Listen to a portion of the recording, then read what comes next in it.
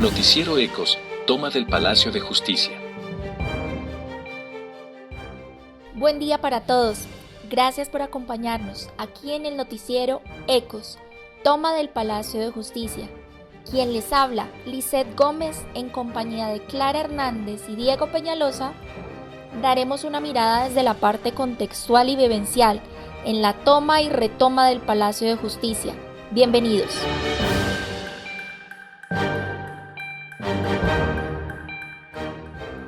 Según el Consejo de Estado, los hechos ocurridos el 6 y 7 de noviembre del año de 1985 fueron para Colombia el fuego que no cesó. La toma del Palacio de Justicia sobre las 10:30 de la mañana ingresaron un grupo de 7 personas armadas, vestidas de civil, pertenecientes al M-19.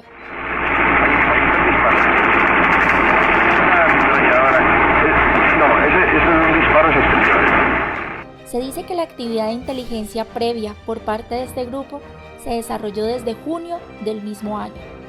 Posteriormente, otro grupo de 28 guerrilleros entró en 3 carros por el parqueadero del palacio a sangre y fuego indiscriminado.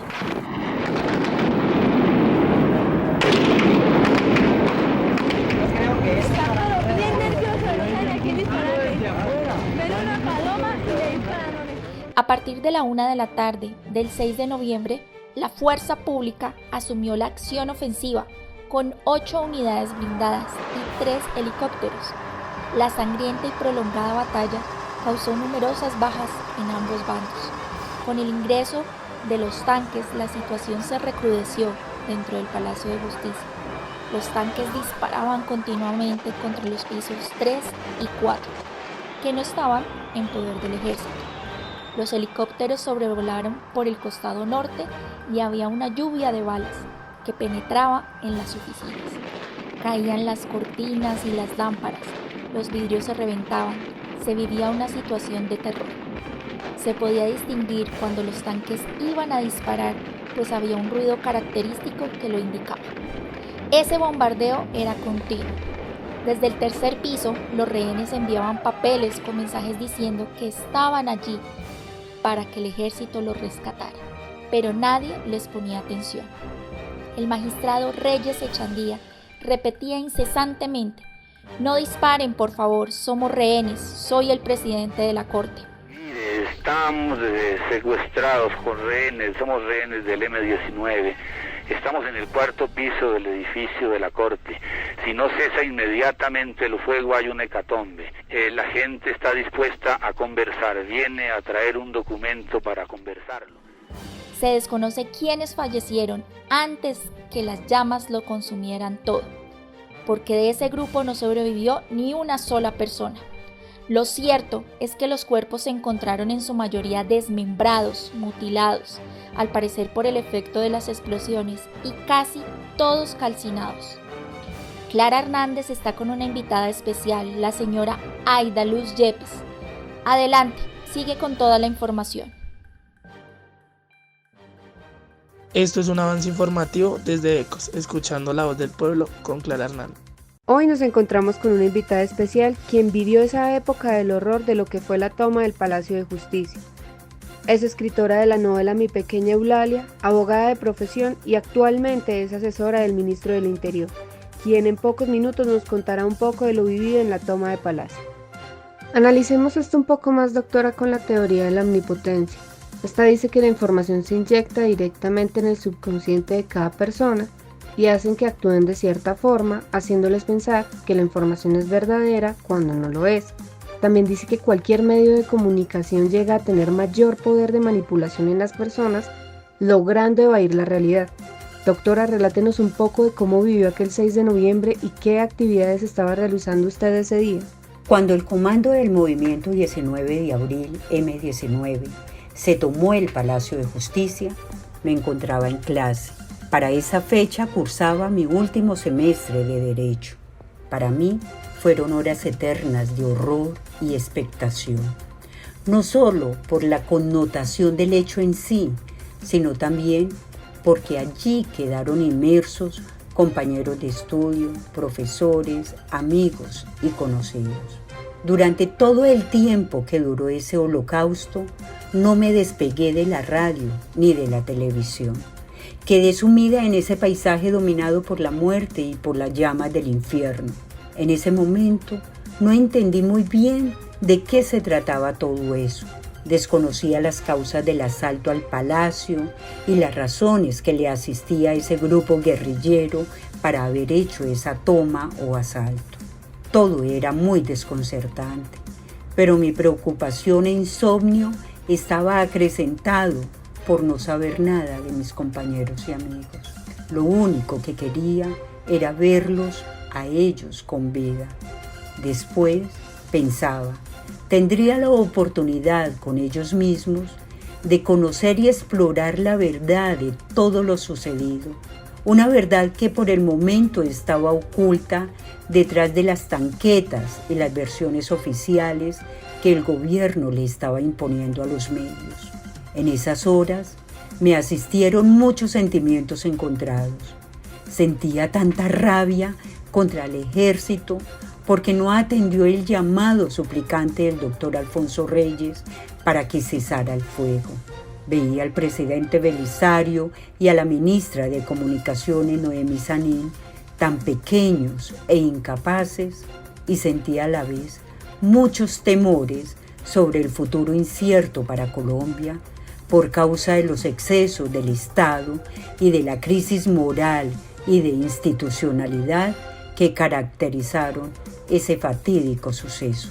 Teniendo en cuenta que los hechos de la toma del palacio quedaron algo inconclusos, un periodista en ese entonces narró lo siguiente: ofrecemos en Caracol un boletín extraordinario de última hora. Urgente, acaba de ser tomada la Corte Suprema de Justicia. Atención, la situación es delicada. Mientras eso sucedía, la ministra de Comunicaciones de la época, Noemí Sanín, ordenó transmitir un partido de fútbol por la televisión nacional e impidió que las cadenas presentaran lo que estaba pasando realmente. ¿A eso cómo podríamos llamarle? ¿Manipulación o influencia de los medios? Cuéntenos usted qué función cumplieron los medios de comunicación en ese momento, doctora. Al comienzo, la información fue muy confusa. Los periodistas que cubrían normalmente la Corte Suprema comenzaron a difundir que esta toma guerrillera había sido anunciada, dejando entrever la negligencia del gobierno por no haber tomado mayores garantías de seguridad, y pasaban en directo conversaciones telefónicas con personas que estaban al interior del Palacio de Justicia en forma indiscriminada. Comenzó así un contrapunteo entre el gobierno y los medios de comunicación. El gobierno se sintió amenazado y la propia ministra de Comunicaciones, la doctora Noemí Sanín, llamó a los medios imponiéndoles restricciones bajo la disposición legal de que era prohibido transmitir noticias relacionadas con operativos militares y que era una amenaza para el Estado transmitir los comunicados de los subversivos. En cuanto a los medios de comunicación, consideraron esta prohibición como una mordaza a la libertad de prensa, como una imposición de censura, porque el gobierno los amenazó que si continuaban con las entrevistas, les cerraría los noticieros.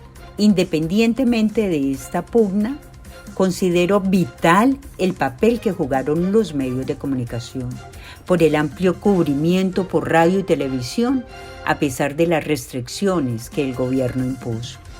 Gracias a ellos, aún me taladra las palabras del maestro Alfonso Reyes Echandía, presidente de la Corte Suprema de Justicia, suplicando el cese al fuego y haciendo la descripción de ese contexto dramático. Gracias, doctora Aida, por brindarnos un poco de su tiempo en nuestra emisora radial, y damos paso a nuestro periodista Diego Peñalosa. Reflejos, una realidad a medias. A pesar de haber transcurrido 38 años desde la toma y retoma del Palacio de Justicia, en la que desaparecieron 12 personas, sigue sin haber claridad sobre lo ocurrido. A pesar de existir videos que muestran cómo algunos de los desaparecidos fueron evacuados con vida por el ejército, nunca se reveló su paradero. Los familiares de las víctimas siguen clamando por verdad y justicia. Estos hechos en el Palacio de Justicia son un reflejo de la triste realidad que se vive en Colombia, donde los líderes sociales son asesinados con frecuencia. A pesar de la amplia cobertura que los dos medios masivos más reconocidos del país, RCN y Caracol, han brindado a estos sucesos, aún queda la sensación de que no se les está dando la importancia que merecen. Los medios de comunicación pueden ejercer influencia sobre las personas y sus ideologías, al servir como intermediarios en la transmisión de posturas y polarizaciones. En Colombia, durante las elecciones presidenciales del 2010, los medios de comunicación RCN y Caracol TV jugaron un papel importante en la construcción de una cortina de humo alrededor del gobierno de Juan Manuel Santos, quien proviene de una de las familias más poderosas del país y ha tenido control sobre los medios masivos durante mucho tiempo.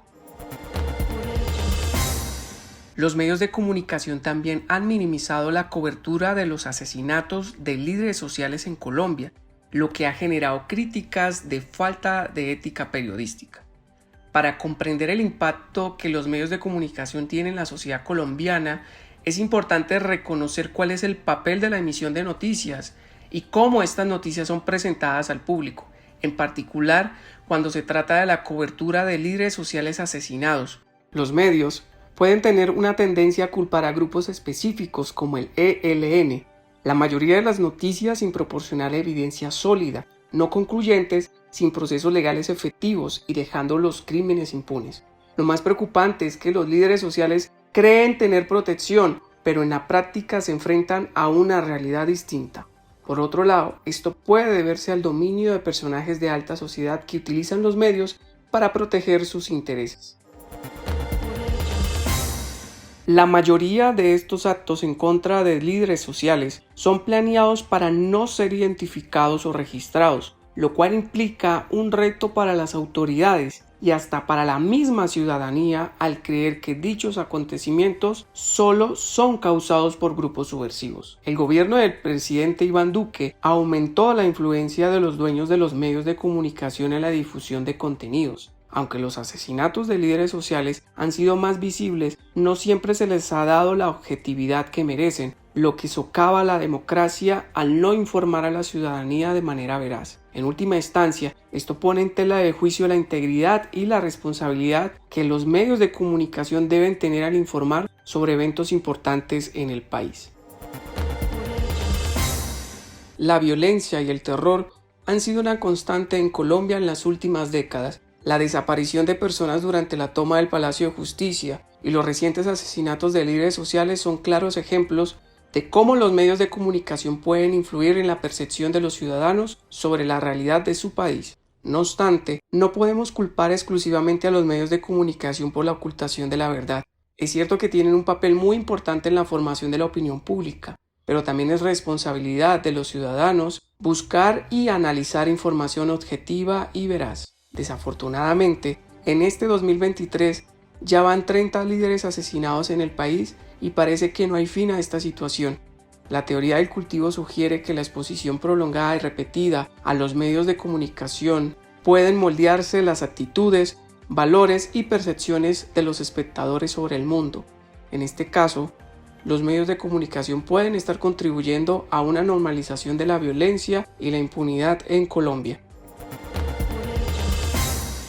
Es importante tener en cuenta que la influencia de los medios de comunicación no es instantánea, sino que es acumulativa a lo largo del tiempo. Por lo tanto, debemos ser críticos con lo que vemos y escuchamos en los medios de comunicación, especialmente en aquellos que ven la televisión con mayor frecuencia y durante periodos más largos. Los medios de comunicación tienen la responsabilidad de presentar la información de manera objetiva y veraz, y es nuestra responsabilidad como ciudadanos estar informados y exigir transparencia y justicia en nuestro país. Informó para Ecos Diego Peñalosa. Agradecimientos a la doctora Aida Yepes por sus grandes aportes. Agradecemos al equipo de trabajo, en el control Lizeth Gómez, sus presentadores Diego Peñalosa y quien les habla Clara Hernández. Y hasta aquí llega nuestro especial, el cual realizamos buscando un aporte a la construcción de la verdad y esta memoria que es verdaderamente necesaria para un país que sufre la violencia incesante de las armas. Hasta aquí este especial en Ecos, la toma de Palacio de Justicia. Muchas gracias por su audiencia y hasta una próxima. Muchas gracias por acompañarnos en Ecos, toma del Palacio de Justicia.